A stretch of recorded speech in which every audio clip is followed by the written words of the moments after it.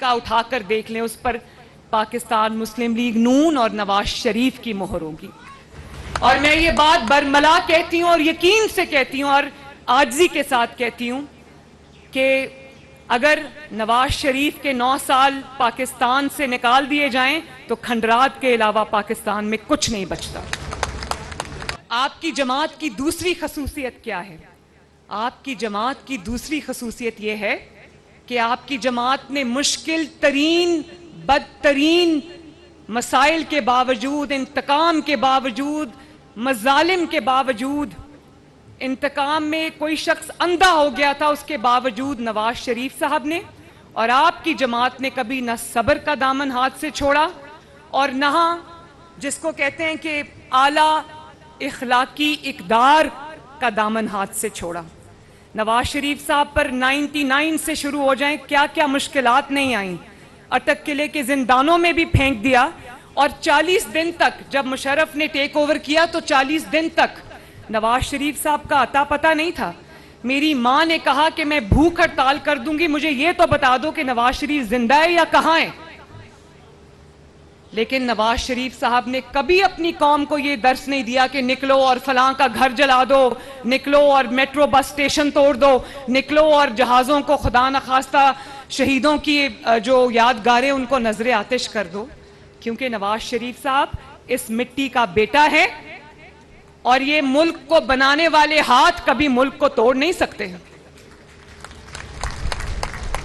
اور نہ یہ کہ کبھی اخلاق کا دامن ہاتھ سے چھوڑا۔ آج بھی آپ دیکھیں نواز شریف صاحب کا انٹرویو آئے، وہ کسی کا نام لینا بھی پسند نہیں کرتے، غیر اخلاقی زبان بولنا تو دور کی بات۔ اور میں ایک بات جنرل کاؤنسل سے شیئر کرنا چاہتی ہوں، کبھی کبھی تقریر کے جب میں زیادہ ایموشنل ہو جاتی ہوں تو میاں صاحب کا میسج آتا ہے کہ بیٹا آرام سے دھیمے لہجے میں بات کرو۔ مجھے بھی ان سے جو ہے وہ اس چیز پہ مجھے وہ اکثر چیک کرتے ہیں۔ تو جو لیڈر ہوتا ہے وہ قوم کا ٹیچر ہوتا ہے، قوم کا استاد ہوتا ہے، اور لیڈر لیڈز بائی ایگزامپل۔ ایک بھی کوئی نواز شریف کا نام لے کے یہ نہیں کہہ سکتا کہ نواز شریف نے کبھی گھیراؤ جلاؤ کی ترغیب دی ہو، کبھی قوم کے نوجوانوں کے ہاتھ میں پیٹرول بم پکڑائے ہوں، کبھی ان کو کہا ہو کہ بدتمیزی کرو، گالیاں دو، بلکہ ہمیشہ یہ کہا کہ بد تہذیبی کا جو جواب ہے اس کو تہذیب سے دو، اس کو اخلاق سے دو، گالی نہیں دینی، لڑائی نہیں کرنی۔ نواز شریف صاحب پر، مسلم لیگ نون پر کیا کیا مشکلات نہیں آئیں، بہت بڑی بڑی مشکلات آئیں، لیکن آپ کا لیڈر ایک ایسا لیڈر ہے، آپ کی جماعت ایک ایسی جماعت ہے، آپ کی جماعت کے جو رہنمائیں ایسے رہنمائیں، کسی نے کبھی روتے پیٹتے ہوئے عوام کو اپنی جو مشکلات کی کہانی نہیں سنائی۔ جو مشکلات تھی، چاہے وہ کاروباری مشکلات ہوں، سیاسی مشکلات ہوں، خاندانی مشکلات ہوں، جو جماعت پر مشکلات آئیں، جماعت کے لیڈران پر مشکلات آئیں، جماعت کے کارکنوں پر مشکلات آئیں، M N As, M P S, ticket holders پر مشکلات آئیں، لیکن کبھی کسی نے رونا نہیں رویا۔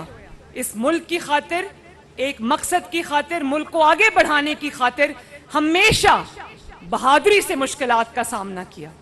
اور یہ بات آج ہم نہیں کہہ رہے، آپ نہیں کہہ رہے، آپ کے مخالفین بھی آج یہ بات کر رہے ہیں۔ کوئی جماعت کا جو، یہ بھی آپ کی جماعت کا خاصہ ہے، یہ آپ کی جماعت کی شائننگ کوالٹی ہے کہ آپ کی جماعت نے، آپ نے، اور یہ سب سے بڑا اس چیز کا کریڈٹ میں آپ کو دوں گی، آپ سب کو دوں گی۔ لیڈران تو ہوتے ہیں، وہ سیزنڈ ہوتے ہیں، ویدرڈ ہوتے ہیں، دیکھ رہے ہوتے ہیں ایک بڑی پکچر، لیکن آپ لوگوں نے جس طرح مشکلات کا سامنا کیا، لیکن چٹان کی طرح، کوہ ہمالیہ کی طرح نواز شریف کے ساتھ کھڑے رہے۔ کسی نے کوئی پریس کانفرنس نہیں کی،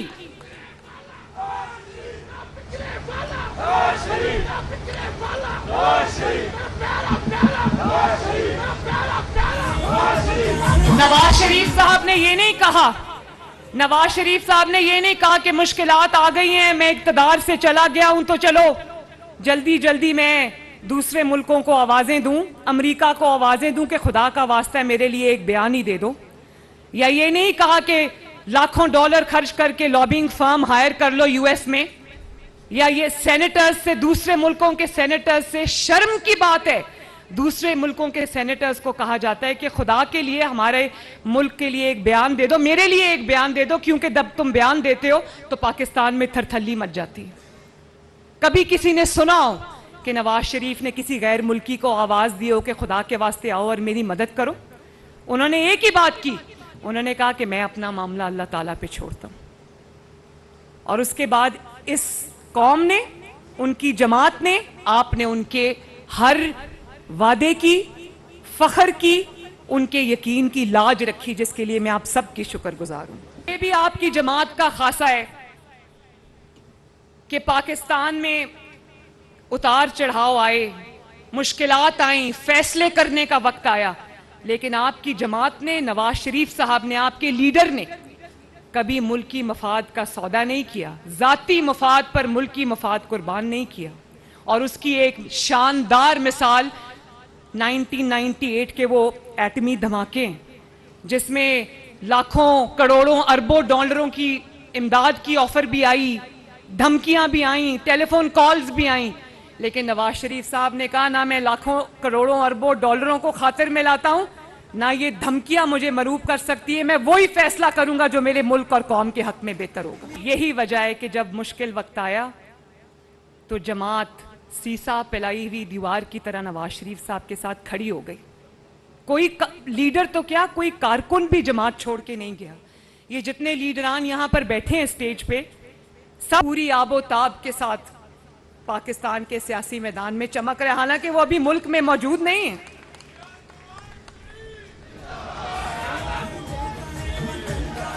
اور اس کی وجہ یہ بھی ہے کہ جب مشکلات آئیں تو نواز شریف صاحب نے سینہ تان کے ان مشکلات کا سامنا کیا. یہ نہیں کہا کہ میرے کارکنوں نے کیا ہوگا, مجھے کیا پتا کس نے کیا, میں تو گھر میں آرام سے بیٹھا تھا. بیٹی کا ہاتھ پکڑ کے آیا اور اڈیالہ جیل چلا گیا, کارکنوں پہ آنچ نہیں آنے دی. یہ نہیں کہا کہ میرے کارکنوں نے کیا ہے, مجھے کیا پتا کیا کیا ہے, میں تو اندر تھا. اور لیڈر وہ نہیں ہوتا کہ جب مشکلات کا سامنا ہو, مصیبتوں کا سامنا ہو, تو اس کے اپنے بچے لندن میں بیٹھے ہوں, قاسم اور سلیمان لندن میں بیٹھے, اور جو کارکنوں کے قاسم اور سلیمان ہیں وہ جیل کی سلاخوں کے پیچھے ہوں. نواز شریف صاحب نے تو نہیں سوچا. مجھے افسوس ہے کہ مجھے اپنی بات کرنی پڑی, میں اپنی بات نہیں کرنا چاہتی. مجھے وکٹم کارڈ کھیلنا بہت برا لگتا ہے. مجھے اس بات کا یہ ہے کہ میں اپنی بات کر رہی ہوں, لیکن نواز شریف صاحب نے تو نہیں کہا کہ فلاں کو پکڑ لو, اس کارکنوں کو پکڑ لو, میری بیٹی کو کچھ نہ کہنا. ہاتھ پکڑ کے میرا وہ جیل میں لے گئے, اور پھر دوسری مرتبہ مجھے ان کے سامنے سے گرفتار کیا گیا. لیکن انہوں نے, اور مجھے آج بھی یاد ہے کہ ان کی آنکھوں میں آنسو آئے تو شہباز شریف صاحب نے ان کے کندھے پر ہاتھ رکھ دیا, اور نواز شریف صاحب نے ایک بات نیب کو کہی, جو افسران مجھے گرفتار کرنے آئے. انہوں نے کہا کہ ایک جملہ کہا کہ یاد رکھنا وقت ایک جیسا نہیں رہتا کبھی.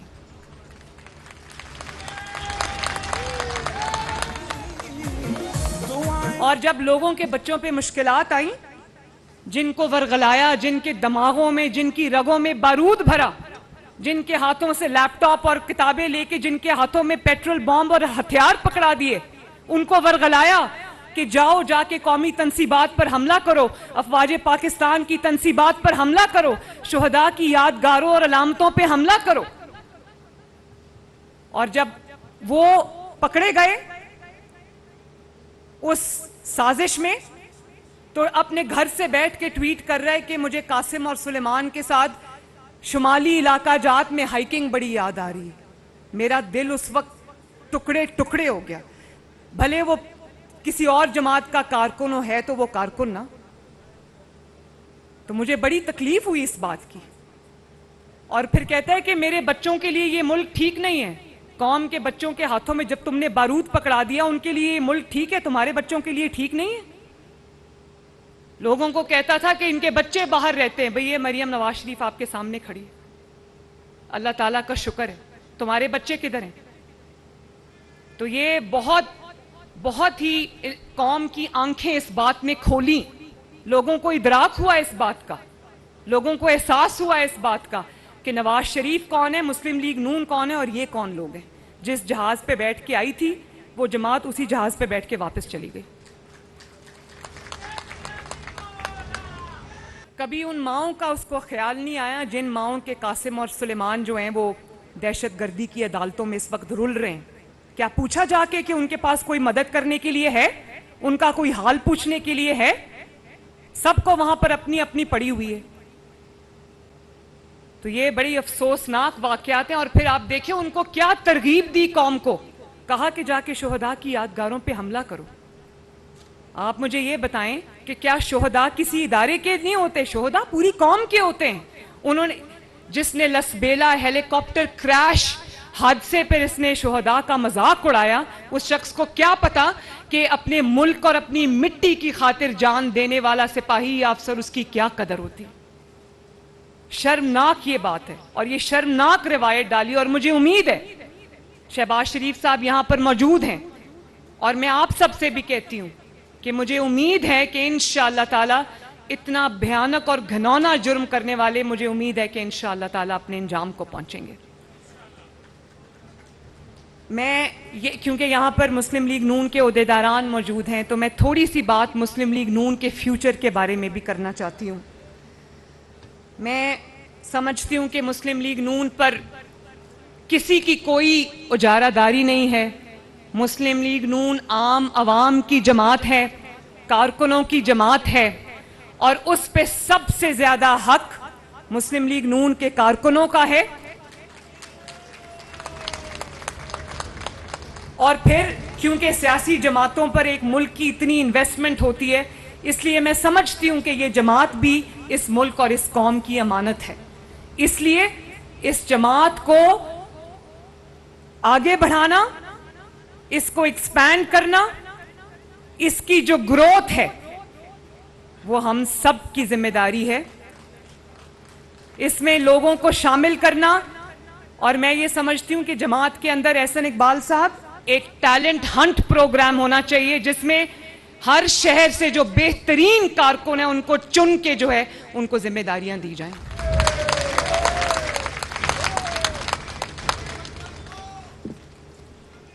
اور جو مسلم لیگ نون میں عمر میں جتنا بڑا ہے اس کا اتنا ہی بڑا فرض ہے، اتنی ہی بڑی ذمہ داری ہے کہ نئے لوگوں کو بھی مسلم لیگ نون کی فرنٹ لائنز میں شامل کریں، ان کو جگہ دیں، ان کو گروم کریں، ان کی تربیت کریں، ان کو تیار کریں.